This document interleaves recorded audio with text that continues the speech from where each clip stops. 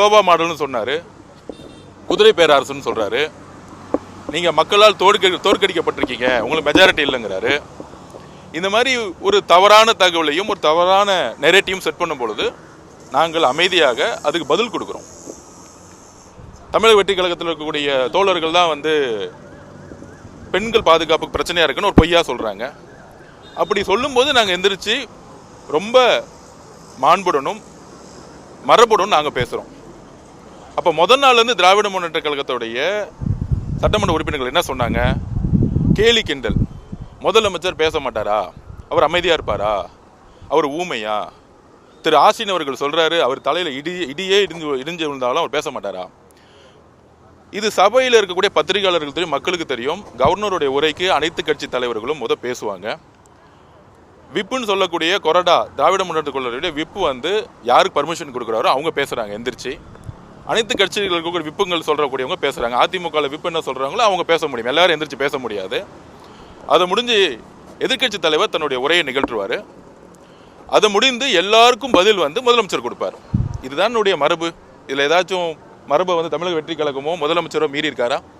அவர் 4 நாள் எந்திரிச்சு ஒவ்வொருத்தருக்கும் பதில் சொல்ல வேண்டிய அவசியம் இருக்கா? கடமை இருக்கா? இல்லை மரபு இருக்கா? அப்போ லைவ்ல ஓடுதுன்னு சொல்லிட்டு தப்பான ஒரு நெரேட்டிவை திராவிட முன்னேற்ற கழகம் முதலமைச்சருக்கு எதிராக ஒரு நெரேட்டிவ் செட் பண்ணுறாங்க. அவர் பேச மாட்டார், அமைதியாக இருப்பார், ராஜ்மோகன் மட்டும்தான் பேசுவாரா, செங்கோட்டையன் சார் மட்டும்தான் பேசுவாரா, ஆதவர்ஜனா மட்டும்தான் பேசுவாரா அப்படின்னு ஒரு நெரேட்டிவ் செட் பண்ணுறாங்க. சட்டமன்ற உறுப்பினராக கூடிய திராவிட முன்னேற்ற கழகம் ஒரு போலியான பிரச்சாரத்தை சட்டமன்றத்தில் உருவாக்கும் பொழுது அது எங்களுடைய கடமை. எந்திரிச்சு எது உண்மையிலையோ அதை நாங்கள் மறுக்கிறோம். அவர் சோபா மாடல் அரசுன்னு சொல்லும்போது நாங்கள் எந்திரிக்கவே இல்லை. ஏன்னா அது போய் அதுக்கு நாங்கள் ரியாக்ட் பண்ணவே இல்லை. அப்போ முதலமைச்சருடைய இத்தனைக்கும் எதிர்கட்சி தலைவராக இருந்த உதயநிதி அவர்கள் பேசும்போது கூட பெரிய குறுக்கீடுகள் கிடையாது.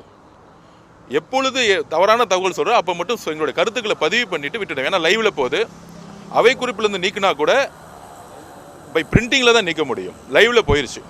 அப்போ இது ஒரு புதிய சட்டமன்றம், இது வரைக்கும் 75 வருஷத்தில் இல்லாத ஒரு சட்டமன்றம் மக்கள் நேரடியாக லைவ்ல பார்க்குறாங்க. ஸோ சபாநாயகருக்கு வந்து அவை குறிப்பிலிருந்து நீக்குங்கன்னு சொன்னால் கூட லைவ்ல போயிருச்சு. அப்போ நாங்கள் வந்து எந்திரிச்சு பதில் சொல்ல வேண்டிய இடத்துல இருக்கிறோம். இதுதான் வந்து புதிய சட்டமன்றம், இதுதான் வரலாற்று, இது ஒரு பெரிய வரலாறு. இதை வந்து கடந்த பத்திரிகையாளர்களும் சரி, திராவிட முன்னேற்ற கழகத்திற்கு சப்போர்ட் பண்ணுற பத்திரிகையாளர்கள் ஏன் 5 வருஷம் இவங்க வந்து லைவ் வந்து சட்டமன்றம் வந்து வெளியிலன்னு இது வரைக்கும் கேள்வி கேட்டிருக்காங்களா? இதே திரு உதயநிதி அவர்களை பார்த்து, திரு மு.க. ஸ்டாலின் அவர்களை பார்த்து. ஏன்னா அவங்களுக்கு ஜனநாயகத்து மேலே நம்பிக்கை இல்லை. நாங்கள் எங்களுடைய முதலமைச்சர் நேரலை ஒளிபரப்புங்கன்னு சொன்னாலே அவர் தன் மீதும் தன்னுடைய அரசின் மீதும் எவ்வளோ பெரிய நம்பிக்கை வச்சிருக்கிறார். மக்கள் அவர் மீது எவ்வளோ பெரிய நம்பிக்கை வச்சிருக்காரு. அதுக்கு ஒரு தைரியம் வேணும். இது வரைக்கும் எந்த முதலமைச்சருக்கும் தைரியம் கிடையாது.